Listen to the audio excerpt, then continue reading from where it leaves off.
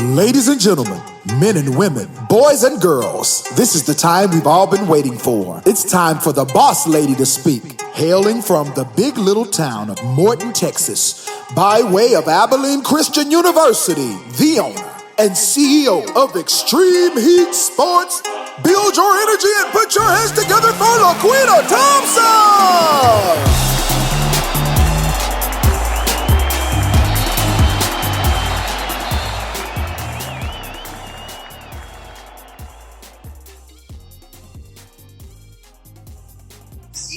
Attending the NCAA Division II tournament twice and receiving her bachelor's in biology. She attended the WNBA's Detroit Shock tryout camp in its first year and the ABL training camp in the early 90s. Later, she played in a semi-professional basketball league, the WUBA, with the Houston Blaze until a recurring knee injury ended her career as a player. LaQuita is a certified science teacher and taught integrated physics and chemistry for 6 years. She was the first female coach of a boys' high school basketball team in the Fort Bend Independent School District at Hightower High School. LaQuita is the founder and CEO of Xtreme Heat Sports Management and a professional elite skills trainer with national and international experience. She is also the National Girls Scouting Director with former NBA player and current Houston Rockets associate coach John Lucas Enterprises. Please welcome one of our Morton, Texas hometown heroes, LaQuita Thompson. All right. Thank you, Cindy. Thank you so much. First, I want to congratulate Cindy because I know that you were a phenomenal president. And I know that because you are from Morton, Texas. So thank you so much for inviting me to be a part of your assembly today. And I also want to thank you all for the work that you do in Beaumont, Texas, and what you give to the community, because that is what we were all actually put here on earth to do, is to give and to inspire our community. I'd like to start off with a short story. And this story stuck with me because of the message that's behind it. There was an old lady who had lost her diamond earring, and she was searching for it right outside her house and frantically searching for it until she caught the attention of her neighbors, and her neighbors began trying to help her find her lost treasure. Then one of the smart neighbors eventually asked her, "Well, ma'am, where did you drop your diamond? Where did you drop? Where did you lose your treasure?" And she said, "Oh, well, never mind.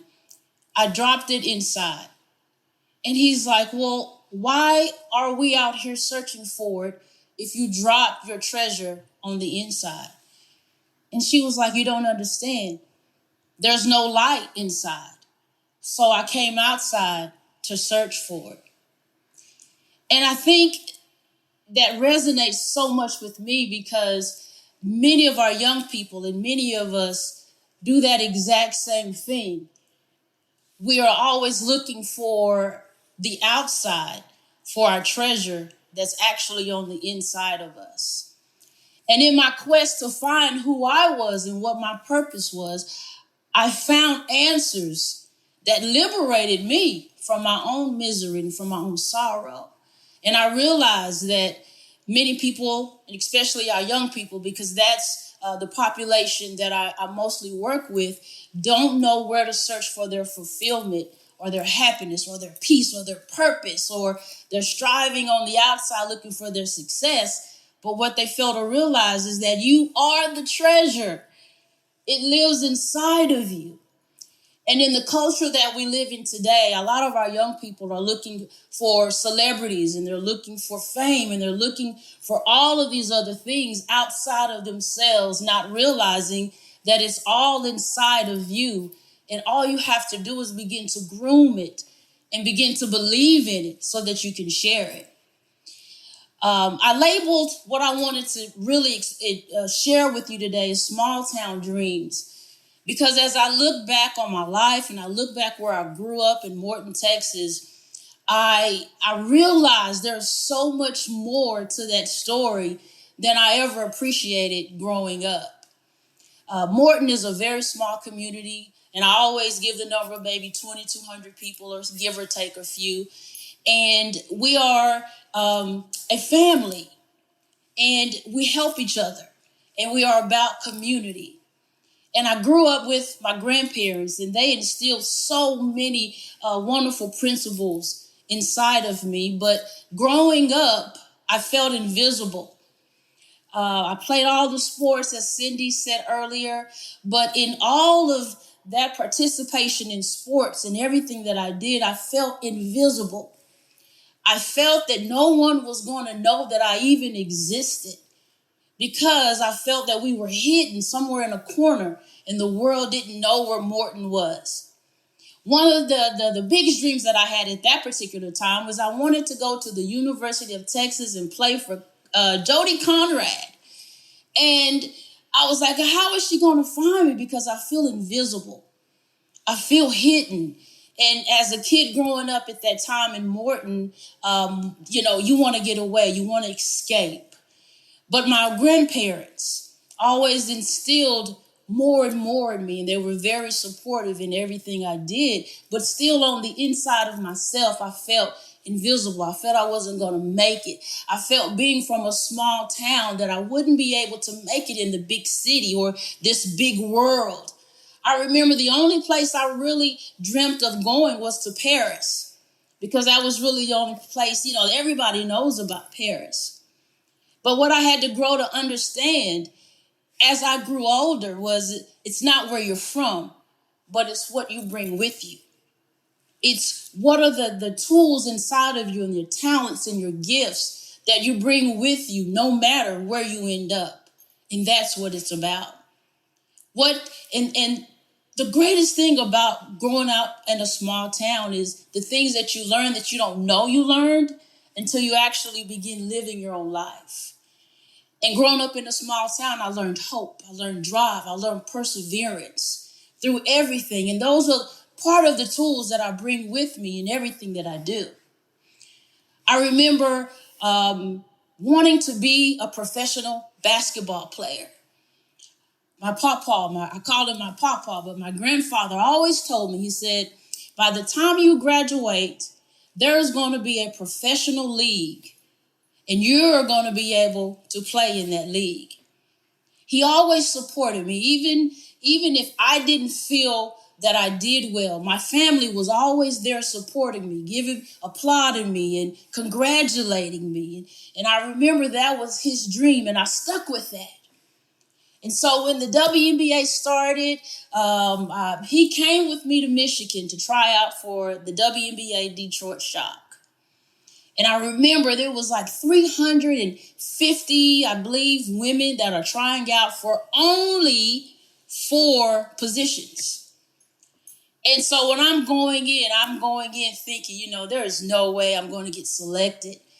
There's 2, they're more experienced. They come from different backgrounds, big cities, D1 colleges. Here I am, a small town girl, but I'm here with my grandfather. And so after that tryout, when you go back and you look, and he's sitting in the corner still clapping his hands for me and applauding me. And at the end, when I go and look at the sheet, I'm not on the list. But what did my grandfather do? He still applauded me, and he still said, I'm proud of you. You made it. Now, at the time, I was selfish because I wanted to make it, and I wanted to become famous, and I wanted to become big, to make him proud, but also for myself. But what I grew to understand about that one moment is that a small dream was reached, but it was for my grandfather. Because in his mind, I'd made it to where he said I would make it when I was growing up as a kid. I was at a WNBA tryout, and that was what he said would be for me, and that was good enough for him. So a dream was reached.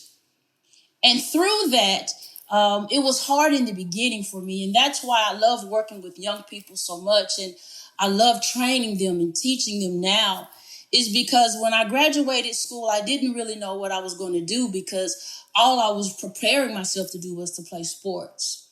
But one thing that I learned is you can run, but you cannot hide from what's in store for me. You cannot run and hide from your gifts or your talents or the purpose that's already been designed for you.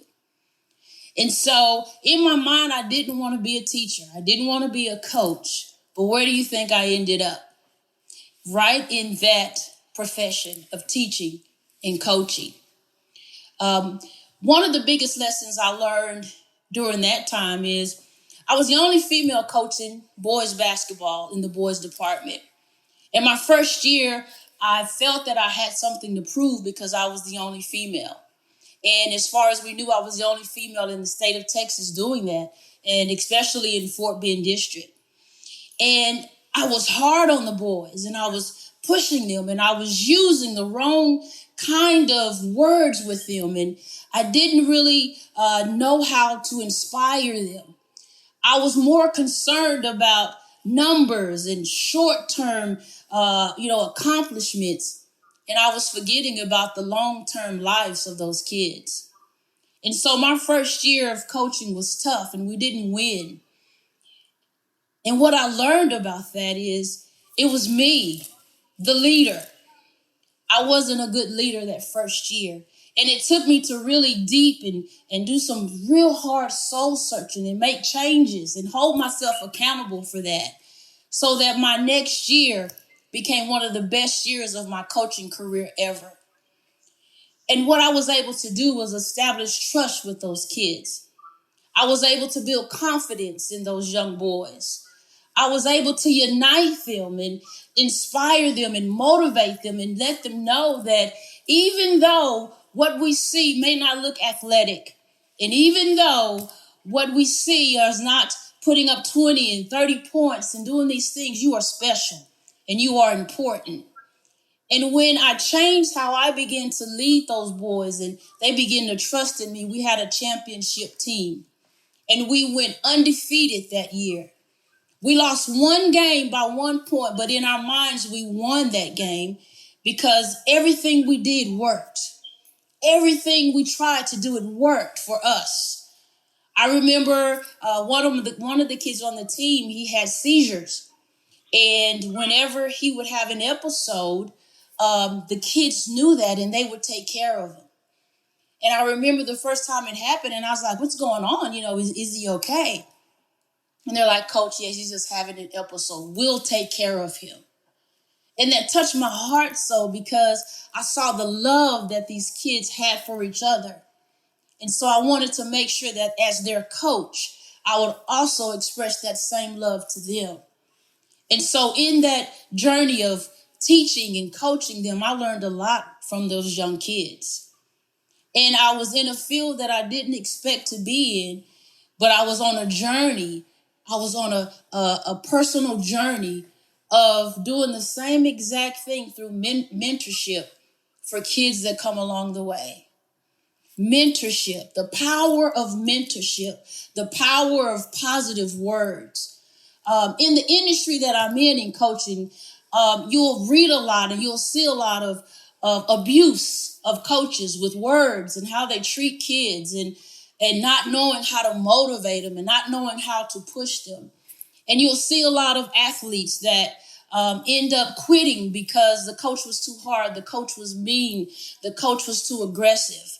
And I had to learn that lesson also because as a coach and a trainer, you're so competitive and you want to win that you forget that you're dealing with people and you're supposed to be building people. And so I had to learn that in that journey of coaching boys basketball. And it taught me mentorship, the same mentorship that I was getting from my grandparents. The two things that my grandfather always said to me, and I always use that is, one, he was about education. Get your education. That's something that no one can ever take from you. And it can take you places that you can't even dream of. And the other thing he always said was hustle. If you don't know what to do on the court, you just hustle, hustle, hustle, hustle, hustle. And I took that education and hustle meaning to work hard, to never give up, And I apply that to everything that I do, and it's the same principles that I teach my kids on this very day. Mentorship. And so through my company, Xtreme Heat Sports, that's what I strive to do, to educate the youth that I work with. Because in educating them and giving them the information, I can empower them. And in empower them, I can help build their self-esteem and their confidence in themselves so that they know that they are more than they think they are. And they are more than maybe the world is even telling them that they are. And in empowering them, they will be able to elevate and reach the dreams and the goals that they may have set for themselves and know that they can reach it. And just dig inside of yourself and know that the power lives in them. And as I work with mentorship and with kids all over the country, all over the city, and as we build a foundation with the Eddie and Thelma Lewis Foundation, one thing that I found is that fear and doubt follow our young people. It's the biggest enemy of our young people, fear and doubt. And so I wanted to introspect and I wanted to do a self-analysis of that. Because if I don't understand what's plaguing them, and how can I help them? How can I lead them? How can I inspire them? How can I motivate them? And there are some things that I learned in that quest. And one is that fear is the helpmate to failure. Doubt strangles determination. Hesitation dismisses opportunity. And mistakes power growth. And with that in my mind, as I work with kids now, I know what I'm looking at, and I know how to work to inspire and help them. I started a podcast, and it's called the I Am Podcast. And it's geared for the unseen young person, young athlete, young trainer, young coach, someone who's been hidden or felt that they've been invisible. And I call it the I Am Podcast because I want the young people that come on there to express who they really are besides just a basketball player. I am confidence. I am strong. I am intelligent. I am everything that I want to be. And because when you look on ESPN and you look at some of the other podcasts, you'll find that most of us as national scouts and as coaches, we search out the very best of athletes, the very best in talent, the very best in gifts. Because it's easy. It's easy to put them on a platform and know that they're going to be successful and that they're going to do it. It's not so easy to find a kid whose skills level isn't quite to par, and they may be second tier or third tier. It takes work to do that. If you were to come to Houston and come to my gym, you would never find a top 100 kid in my gym because those aren't the kids that are given to me. The young athletes that are given to me are those who have no self-esteem and do not believe in themselves. Those who believe that they can't make it and are not destined for success. So what the biggest thing that was given to me was taught, get more out of basketball than just basketball. And at the time, it didn't really make sense to me. But now as I'm on this journey and as I'm bringing a small town dream and a small town purpose to a big world, I understand what that means. And it's about life. And it's about imparting in our young people's lives. It's about imparting in our communities. It's about imparting into our families and to those who are close to us, our friends. It's about positive word and positive energy. It's about giving. It's about charity. It's about love. It's not about some of the things that our culture now, that our kids absorb. It's not about those things, but what you do there in Beaumont and what I do all over the world is what it's about.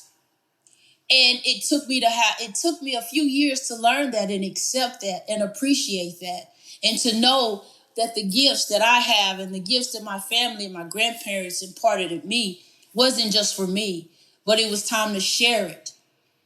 And so in beginning my life and thinking of a small town kid being hidden and I'm invisible and no one's going to find me, no one's going to know about me. Am I good enough?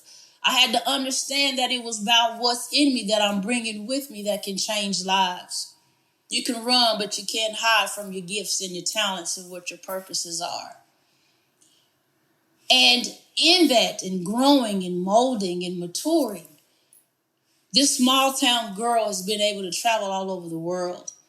I work with John Lucas Enterprises here in the city, and I travel all over the country scouting talent and giving them an opportunity to come here into the top 160.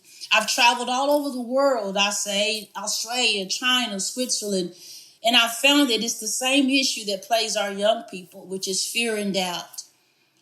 And so my biggest goal in life is to help those young people, to help the kids, the ones that feel left out, to inspire them, to let them know that there's more inside of you than you can even imagine.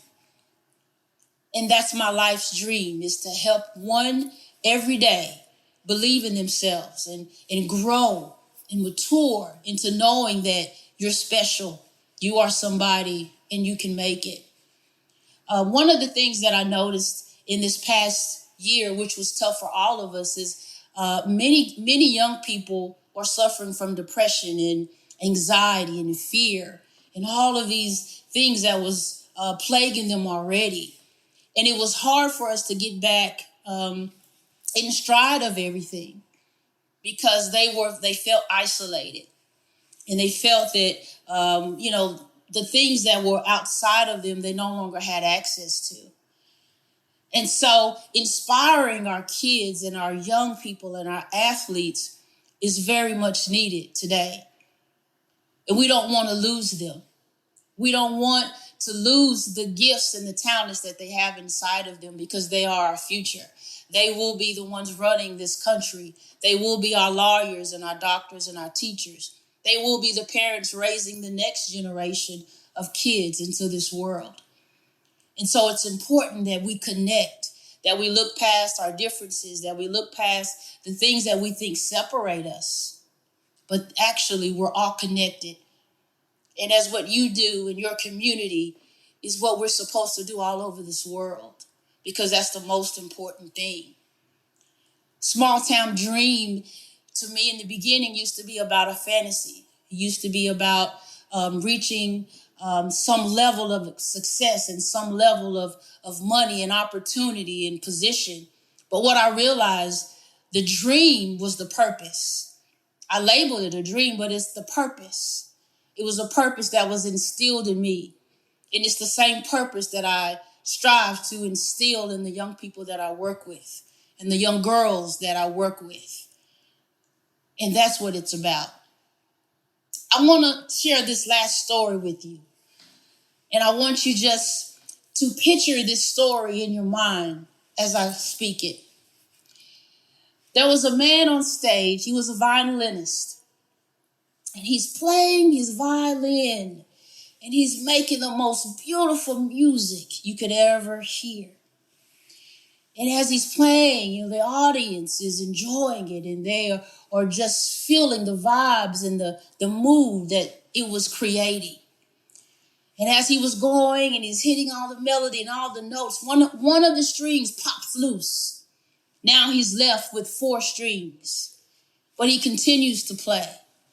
He continues to make the same beautiful music as he's going. And the audience is still enjoying every note, every sound of it. And as he continues to play, another string pops off. Now he's left with 3 strings. But he continues to play that violin. And the audience continues to enjoy the music. Every note, every sound is resonating within them. And as he continued to play, another string pops off. And now he's left with 2 strings. But he continues to play. And I can just imagine that he's sweating it out right now because he's left with only 2 strings and started with 5. But he's looking at the reaction of the audience and they're still loving the music. Every note, every sound is resonating within their hearts. And the next thing you know, he's still playing and he's still just playing the same sound as he had with 5 strings. And next thing you know, one more string popped. He's left with 1 string. But he continues to play his violin. And the audience continues to enjoy every note. And every sound is resonating within their hearts. He's really sweating it out now because he has 1 string. But he never stopped playing. And he kept playing, and he kept playing, and he kept playing with that 1 string on his violin. He kept playing, and he kept playing until he came to the end of that song. And when he put his violin down, looking at that 1 string, the audience gave him a standing ovation, and they loved it, and they were encore, encore, encore. And he's looking at his violin. He only has 1 string. But what did he do? He picked that violin up with that 1 string, and he began to play and give them an encore with 1 string. And he started with 5. I love that story, and that story has stayed with me since I was in college. Because if you think about it, we all have an instrument to play. Some of us are in the brass, some of us are percussion, some of us are within the wood, we're playing the flutes, but we all have an instrument to play. And imagine the music that we could create if we didn't worry about what our instrument looked like, if we didn't worry about where our instrument came from, if we didn't worry about how many strings we had on that instrument. Think about the harmony that we could create, the melody that we could create. And think about the life-changing music that we could spread around the world.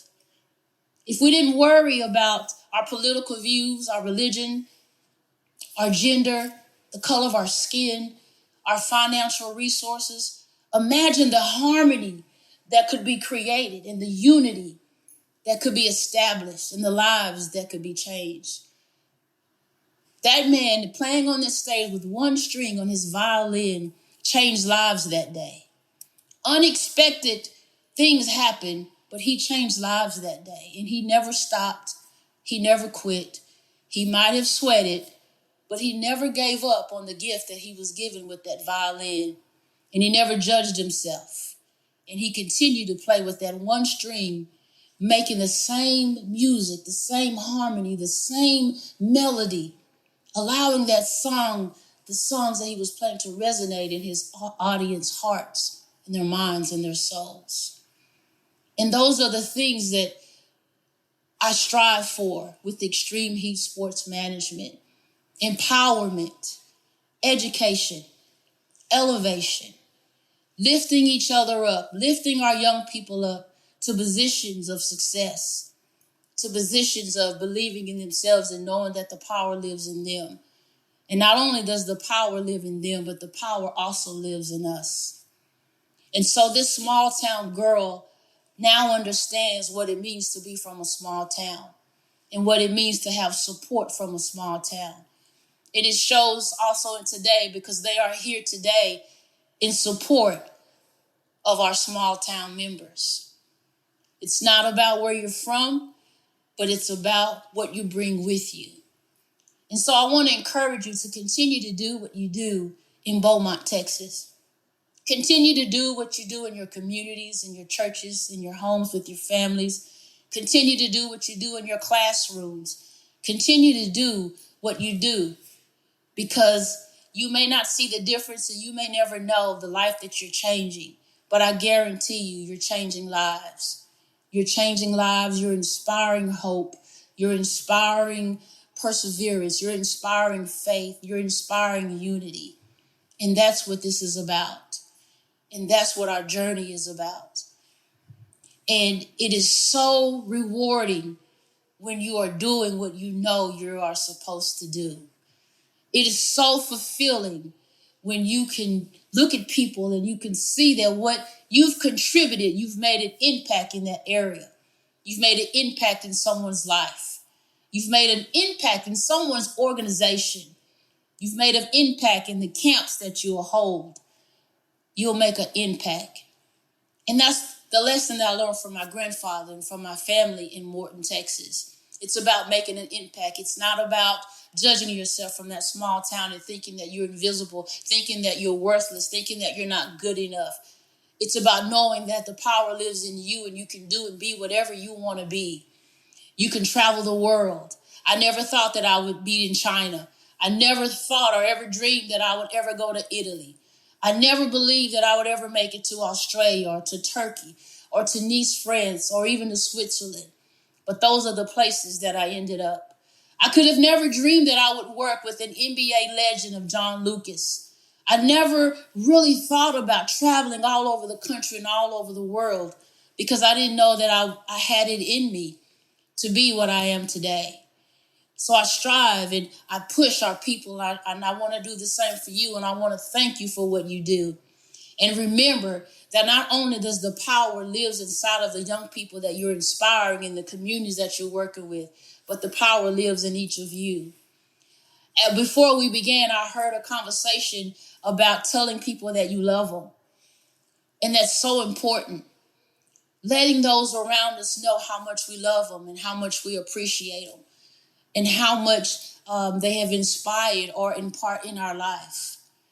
Let's remember to do that. This hasn't been an easy year for any of us. There was so much loss, even within my family. But we have to remember to every day that you have an opportunity to share love, to show love, to give hope, to inspire faith, to nurture. Don't miss out on that opportunity because those only come when they come, and you don't always can guarantee that they'll be there for you. So always share love, always be love, always give compassion, always give opportunities when you know that you can. There's power in mentorship. There's power in positivity, and there's power in unity.